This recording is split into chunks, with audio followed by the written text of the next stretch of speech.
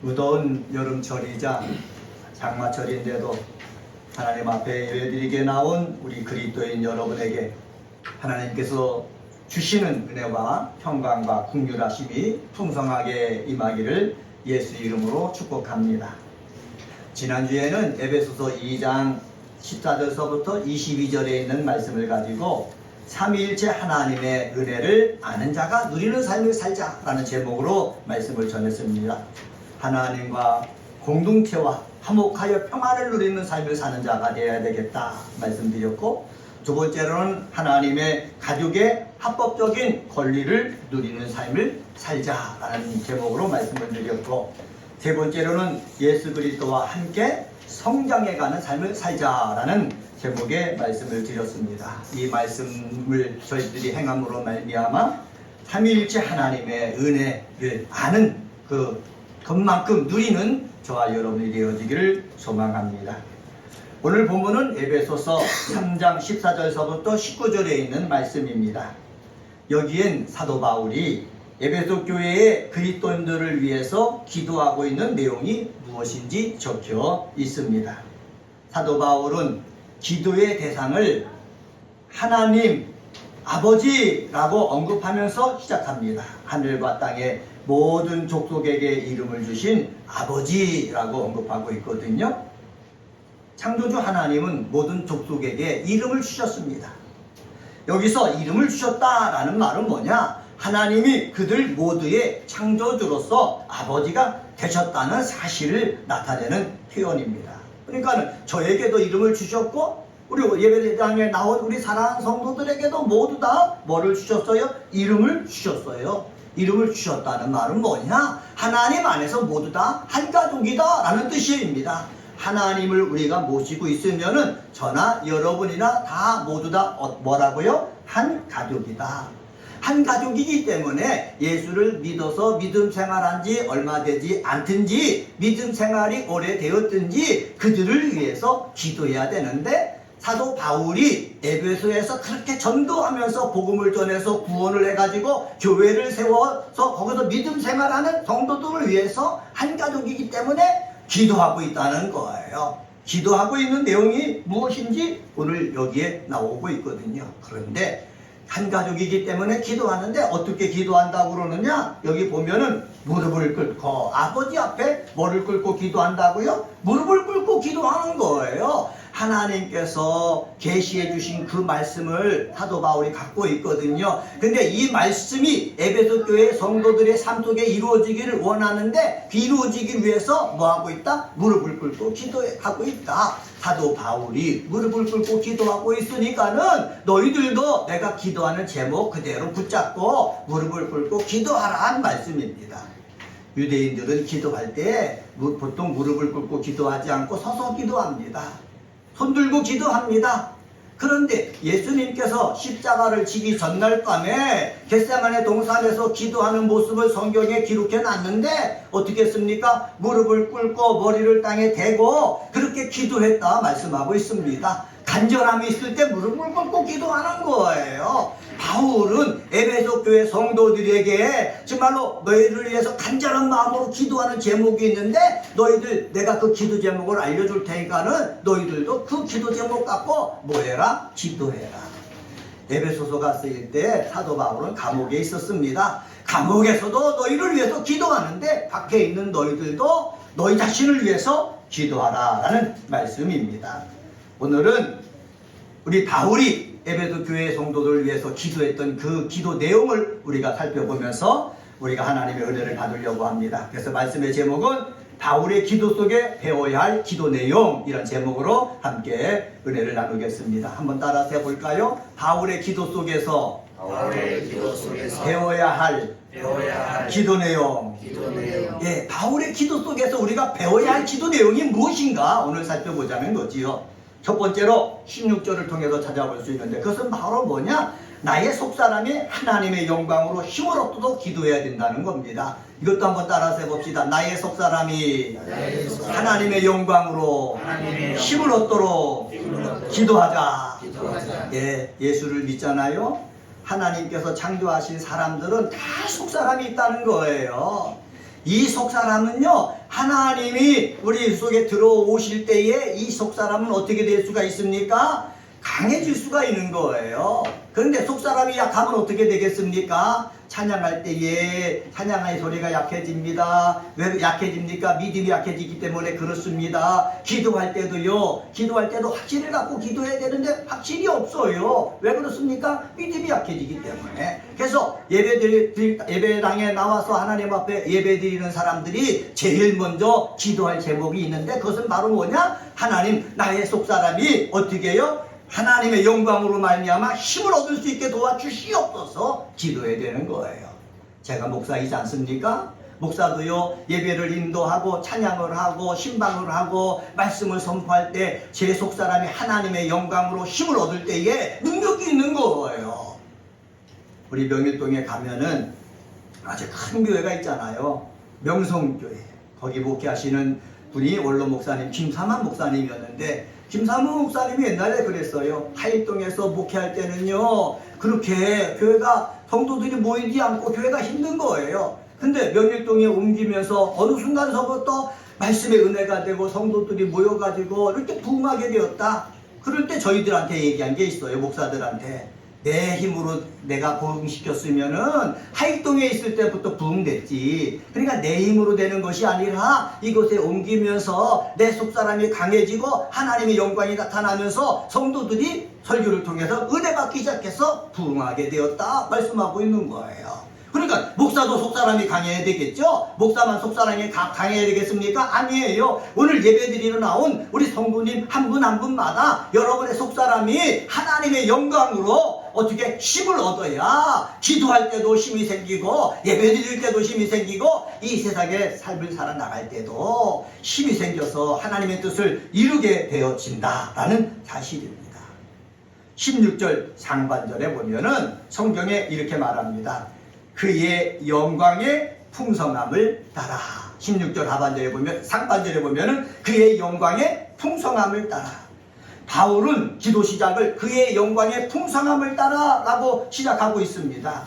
풍성한 하나님의 영광은 인간을 구원하는데 무한한 자원이 되는 거예요. 더 나아가 성도들에게 영적으로 강건하게 하는 것입니다. 그의 영광, His glory라고 하고 있지 않습니까? 하나님의 지혜와 능력과 은혜가 무한하게 활용될 수가 있는 거예요. 어디에서? 그의 영광에서. 그래서 저와 여러분이 기도할 때마다 삼위일체 되시는 하나님의 영광이 풍성해지길 늘 함께하길 원합니다. 기도해야 되는 거예요. 여러분이 우리 주일날 오실 때 은혜가 꼽히는 교회 예배를 위해서 기도할 때도 삼위일체 되시는 하나님의 영광이 풍성하길 원합니다. 내 심령 속에서도 삼위일체 하나님의 영광이 풍성해지길 원합니다. 이렇게 기도하고 나오면은요, 정말로 이곳에 함께 하시는, 역사하시는 하나님 아버지, 우리 속에서 계시는 성령님, 말씀을 주시는 예수 그리스도, 이것이 풍성해져 가지고 우리 힘이 강건해져 가지고 이 세상에 나가서 힘있게 살 수가 있는 거예요. 소망 갖고 살 수 있는 거예요. 웃으면서 살 수 있는 거예요. 열심히 살 수 있는 거예요. 16절 하반절에 보면은 이렇게 말합니다. 그의 성령으로 말미암아 너희 속사람을 능력으로 강건하게 하시오며 라고 말씀하고 있습니다. 그의 성령으로 말미암아 너희 속사람을 능력으로 어떻게 하게 하신다? 강건하게 하신다. 강건하게 라는 헬라어로 보면은 크라타이 오데나이라는 단어입니다. 근데 이 단어와 반대되는 단어가 있거든요. 강건하게 반대되는 단어는 낙심하게 라는 말입니다. 낙심하게 라는 헬라어는 엔카케인이라는 단어입니다. 엔카케인은 용기를 잃게 하다 라는 뜻이라면은 크라타오 오데나이라는 것은 힘을 얻게 하다 라는 뜻입니다. 저와 여러분이 사용해야 될 단어가 무엇입니까? 엔카케인이 아닙니다. 낙심하다, 용기를 잃게 하다 라는 단어가 아닙니다. 저와 여러분이 사용해야 될 단어는 크라타타이오, 힘을 얻게 하다 라는 단어가 되어야 됩니다. 하나님의 영광이 풍성함을 누리는 사람은요, 늘 마음속에 어떻게 해요? 힘을 얻는 거예요. 용기가 있는 거예요. 그래서 말을 할 때도요, 사람에게 용기를 줍니다. 힘을 줍니다. 소망을 줍니다. 위로를 줍니다. 그런데 반대로 그러니까 개인이 있는 사람, 낙심하는 것이 있는 사람, 사람에게 용기를 뺏는 사람, 희망을 뺏는 사람이 되면은요, 그 사람이 말하고 행동할 때는 어떻게 하나님의 영광을 가지는 말과 행동을 한다는 거예요. 목사도요, 그러니까 개인 낙심을 하게 하는 말을 하는 사람이 있고요, 어떻게요, 용기를 얻게 하는, 힘을 얻게 하는 사람이 있어요. 여러분, 누가 더 하나님이 좋아하시겠습니까? 힘을 얻게 하는 사람, 소망이 생기게 하는 사람을 좋아하는 거예요. 그러면 누가, 마귀가 좋아하는 사람은 누구겠습니까? 바로 낙심케 하는 사람이에요. 말로, 행동으로, 마음 씀씀이로 우리는 사람들을 낙심케 하는 사람이 되지 말고, 내 말이 들어가고 내 사랑이 들어가고 내 행동이 들어갈 때 사람들마다 힘을 얻고 소망을 갖고 그래 한번 해보자, 뛰어보자 할 수 있게끔 여러분 쭉쭉 밀어주고 땡겨주는 그러한 그리스도인이 되어지기를 주님의 이름으로 간절히 축원합니다. 이런 것들을 우리가 안다면은 우리가 기도할 때 어떻게 기도해야 되겠습니까? 하나님의 영광이 풍성함이 내 심령 속에 충만해져 가지고 말과 행동과 마음 씀씀이가 누구를 닮아가게, 구주 예수를 닮아가게 하여 주시옵소서. 그래서 내 말과 행동, 마음 씀씀이가 전해지는 사람들마다 힘을 얻게 하옵소서. 얼굴이 환해지게 하여 주시옵소서. 다시 한번 해보자 하는 마음을 갖고 이 세상 살게 하여 주시옵소서. 이렇게 복된 사람이 되어야 될 줄 믿습니다. 여기서 크라타이 오데나이라는 말을 제가 계속 쓰는데 이 단어는 성경에 4번 사용되었습니다. 첫 번째는 어디에 사용되느냐? 누가복음 1장 80절과 2장 40절에 사용되었는데 이것은 아이가 자라며 심령이 강해지고 할 때 사용됐습니다. 어린 아이에게 사용됐거든요. 어린 아이들이 어떻게 해요? 크레타타오, 다시 말하면은 강해지게 하옵소서, 심령이 강해지게 하옵소서, 육체가 강건해지게 하옵소서 때 사용됐습니다. 또 이 단어가 언제 사용됐냐면은 고린도전서 16장 13절에 사용됐는데 너희가 남자답게 강건해져라 라고 할 때 사용됐어요. 교회 나와서 믿음 생활하는데 정말로 믿음이 연약해져가지고 결정하지도 못하고 무왕좌왕하는 사람들이 많단 말이에요. 그러지 말고 남자답게 씩씩하고 남자답게 담대하고 남자답게 어떤 문제, 일이든지 어깨에 짊어지고 내가 이겨나가라 할 때 남자답게 강건하라 할 때 이 단어가 사용되어졌습니다. 그리고 오늘 본문에서 사용됐어요.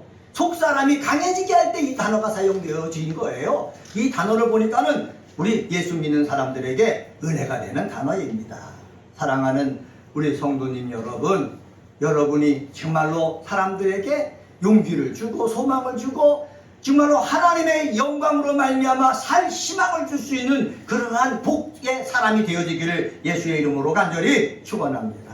그러면 이렇게 되려면 어떻게 해야 된다고요? 성경에 말씀하고 있지 않습니까? 그의 성령으로 말미암아 성령의 일하심이 내 속에 있어야 되는 것입니다. 한번 따라서 해봅시다. 성령의 일하심이 내 속에 있어야 됩니다.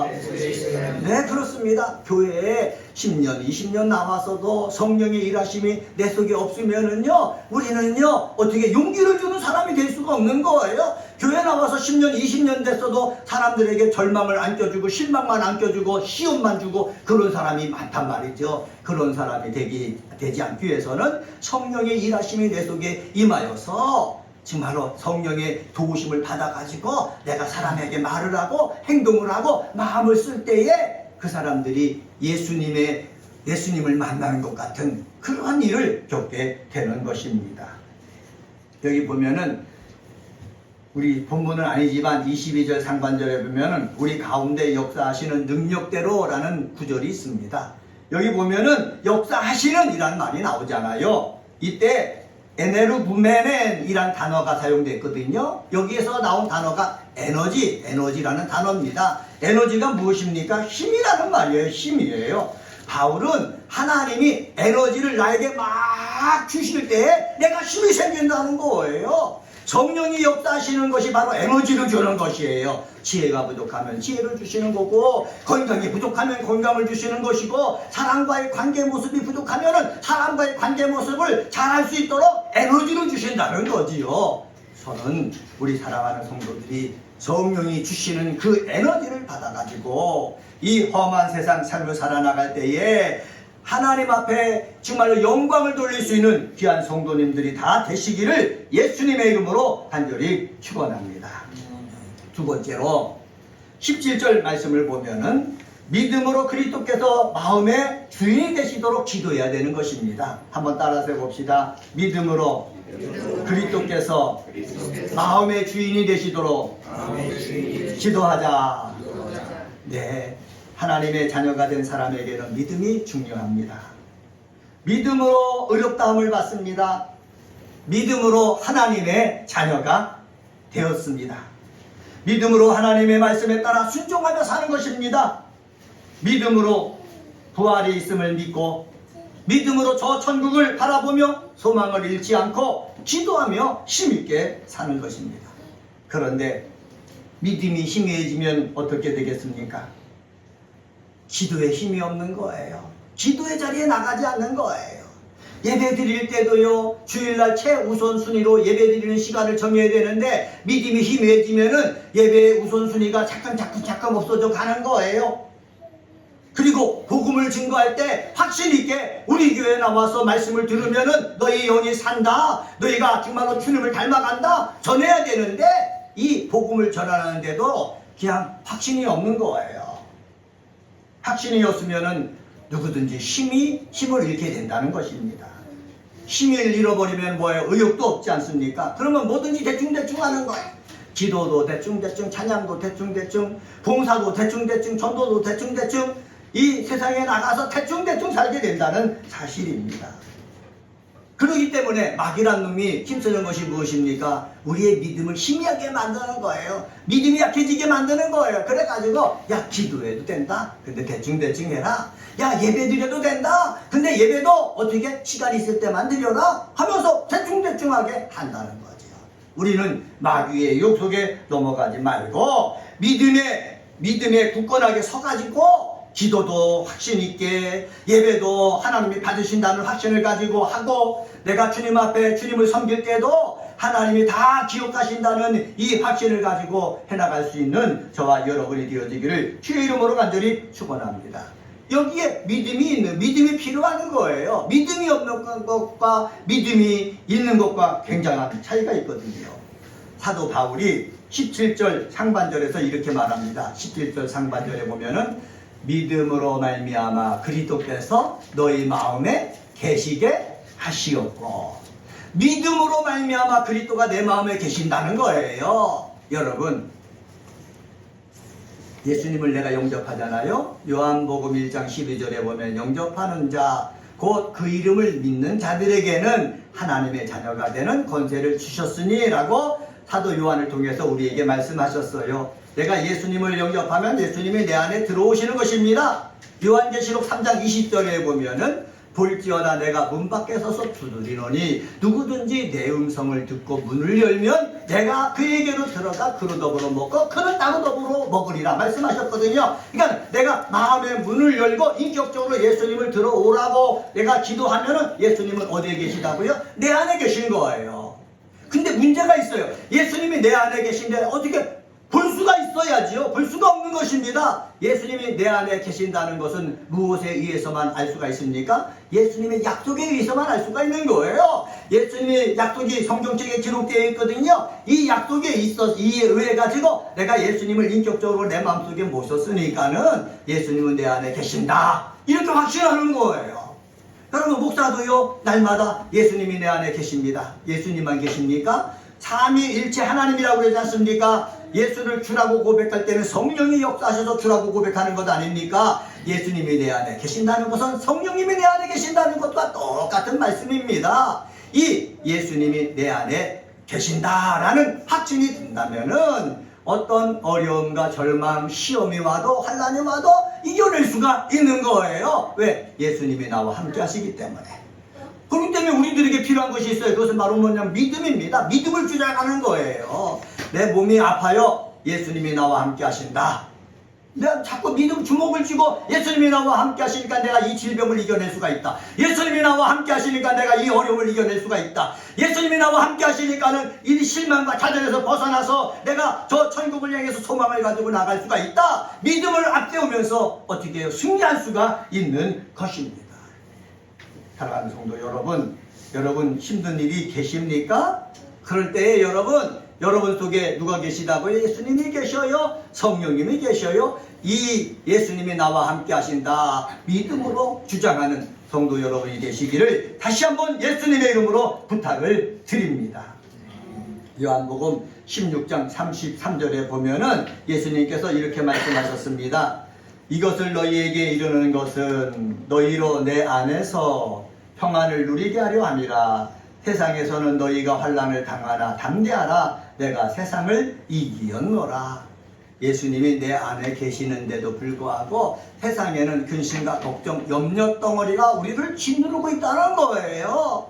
짓누르고 있을 때에 예수님께서 이 말씀을 전하신 것은 그런 짓누름 속에서도 예수님이 너와 함께 하시고 너희들은 믿음으로 이 세상을 이길 수 있으니까는 뭐를 내세워라? 믿음을 내세우라는 거예요.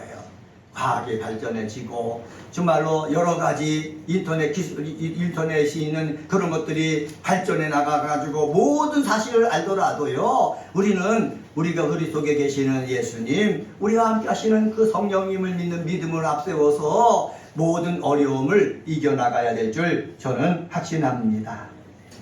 17절 중반절에 보면 이렇게 말씀합니다. 너희가 사랑 가운데서 뿌리가 박히고 터가 굳어져서 이렇게 말씀합니다.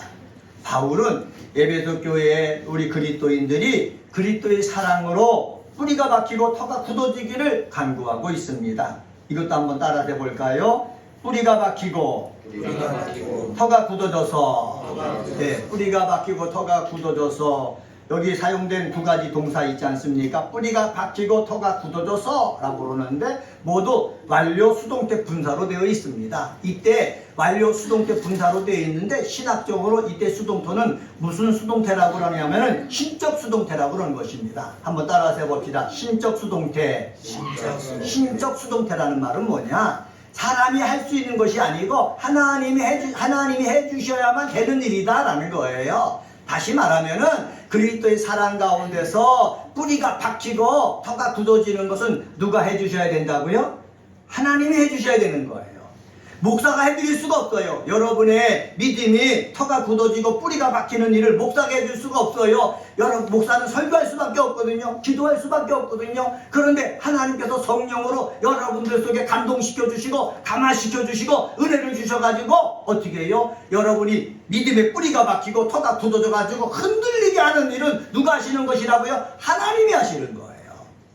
그래서 늘 하나님 앞에 우리는 무릎을 꿇고 기도해야 돼요. 하나님 부족한 중에 오늘 말씀을 증거할 때 성령께서 역사하시고 예수께서 말씀으로 감화감동시켜 주셔가지고 저희들이 뿌리가 박히고 터가 굳어지는 믿음이 되게 하여 주시옵소서. 늘 기도하면서 제가 말씀을 증거하는 거예요.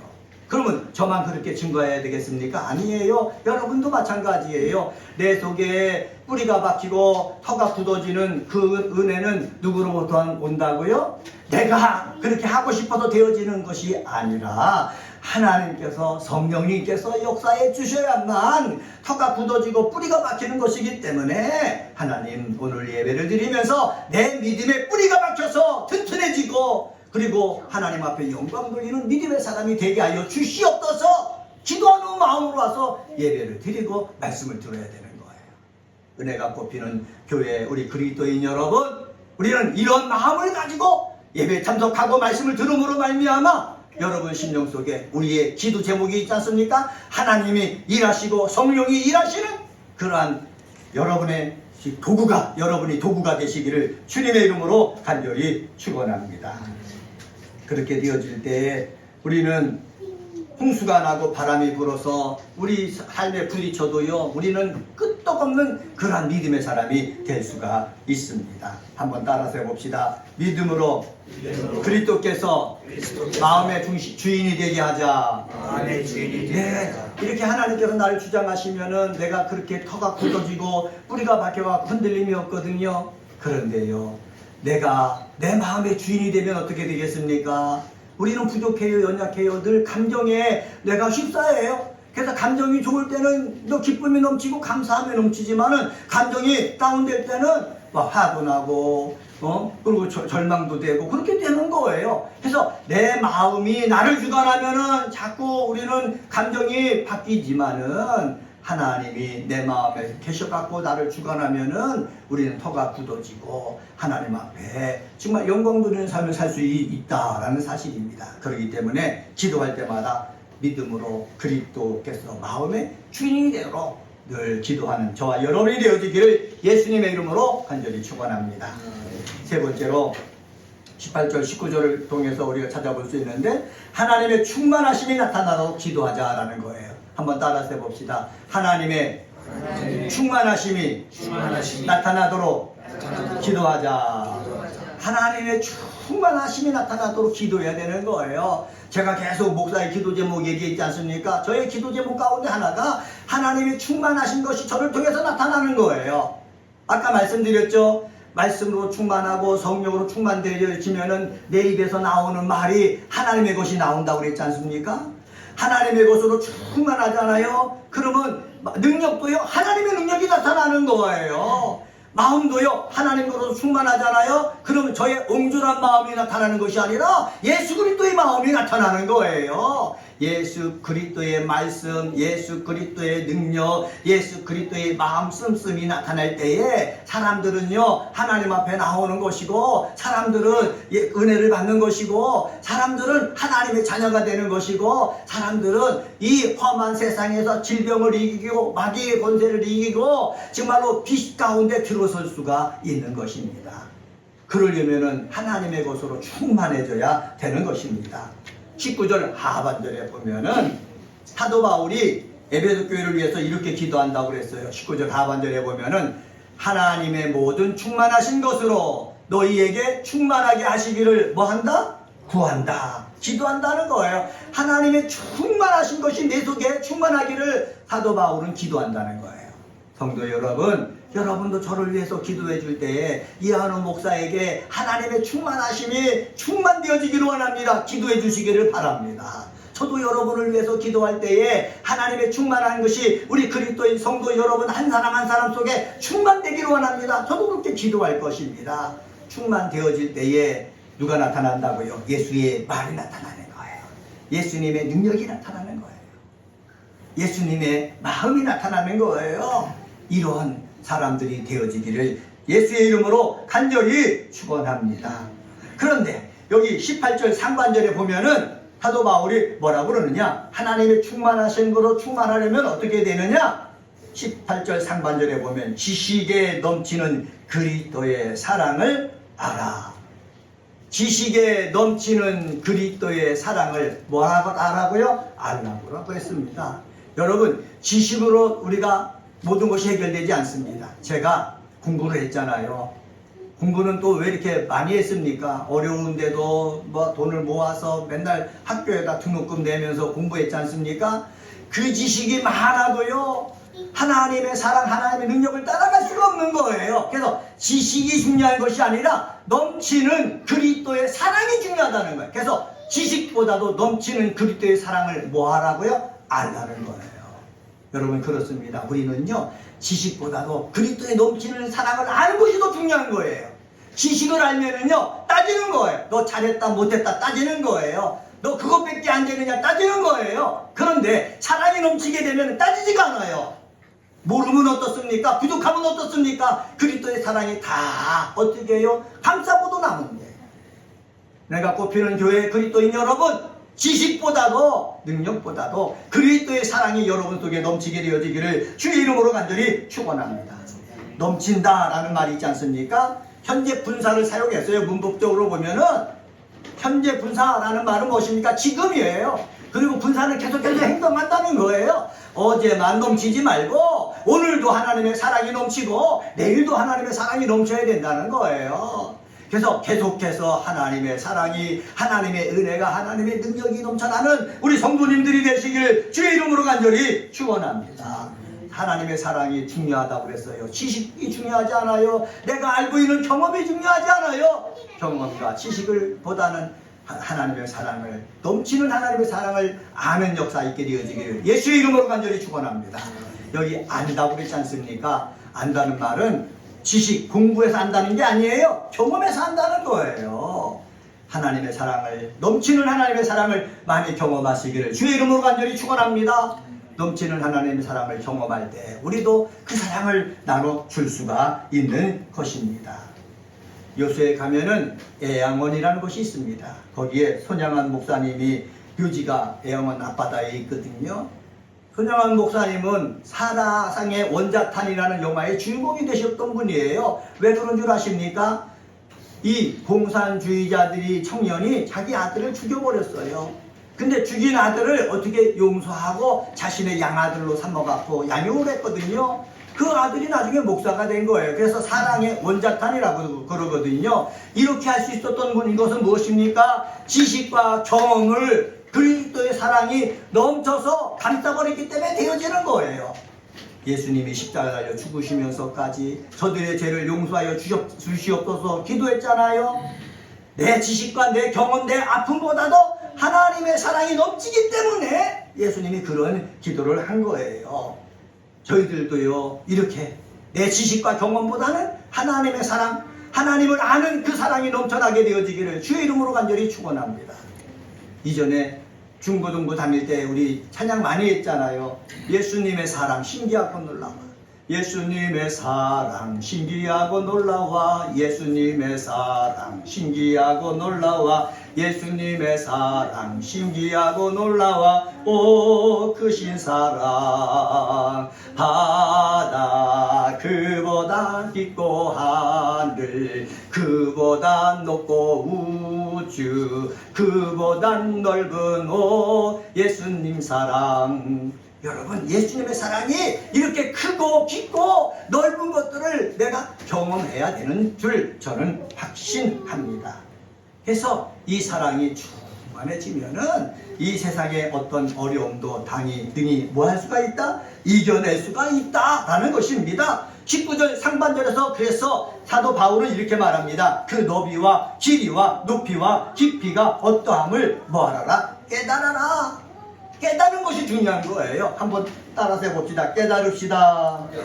네, 깨달을 때 우리는 하나님의 넘치는 사랑을 알 수가 있는 거예요. 근데 하나님이 넘치는 사랑이 내 속에 있는데도 내가 깨닫지 못하는 거예요. 알지 못하는 거예요. 그러니까 늘 부족해 지내는 거예요. 늘 목말라 지내는 거예요. 모를 때는 목마르지만 알 때는요 넘치는 거예요. 저는 늘 하나님의 말씀을 깨달아서 넘치는 우리 믿음의 사람들이 되시기를 예수의 이름으로 간절히 축원합니다. 말씀을 정리하겠습니다. 오늘은 에베소서 3장 14절서부터 19절에 있는 말씀 가지고 바울의 기도 속에서 배워야 할 기도 내용이란 제목으로 말씀을 전했습니다. 나의 속사람이 하나님의 영광으로 힘을 얻도록 기도해야 된다. 믿음으로 그리스도께서 마음의 주인이 되도록 기도해야 된다.